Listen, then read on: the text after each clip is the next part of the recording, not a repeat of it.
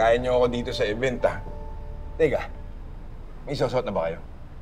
Bago mo itanong yan, tanong mo muna kung may ka-date na isa dito. Huwag mo na nga ipaalala. Teka, naunahan ka ni Jared kay Bobby?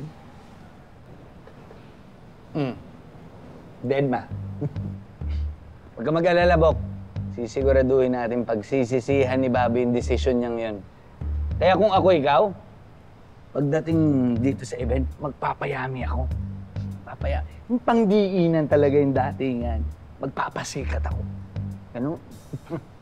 Magpapasikat? Anong gagawin ko ron? Magtatatatumbling? Kakain ng apoy? Huwag na. Trabaho na lang tayo.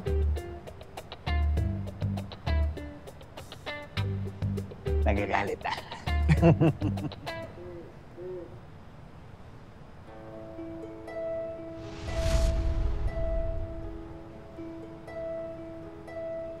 Parang umiiwas ka na naman eh.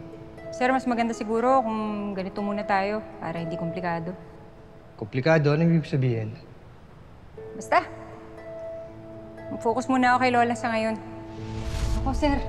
Baka pwedeng iba na lang yung yayain niyo. Eh, may ka-date na kasi ako eh. Si Jared. Better luck next time, bro.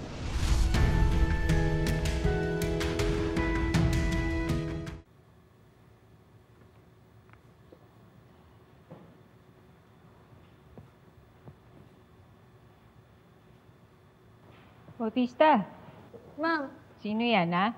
Mukhang kilig na kilig ka dyan, ha? tinitignan ko lang po yung favorite ko na K-pop idol. Crush na crush ko talaga, Ma'am Bobby. Nga.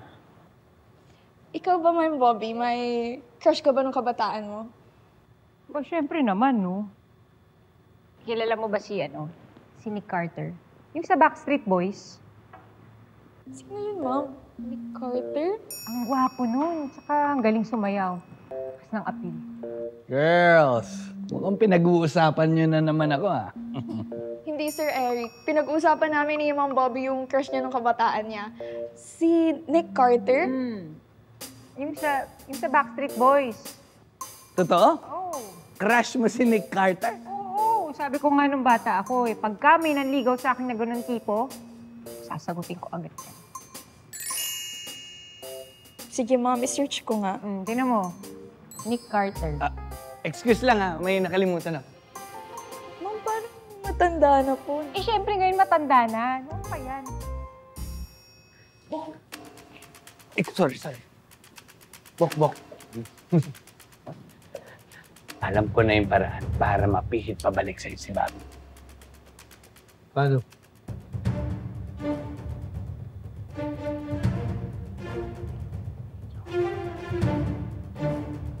Uy, teka lang. Pabulong naman.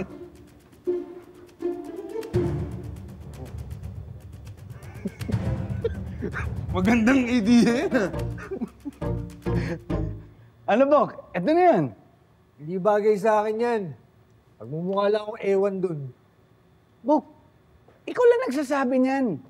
Kailangan umalis ka na sa comfort zone mo. Nauubos na yung bibok pogi points mo. Nahihigop na lahat ni Jared.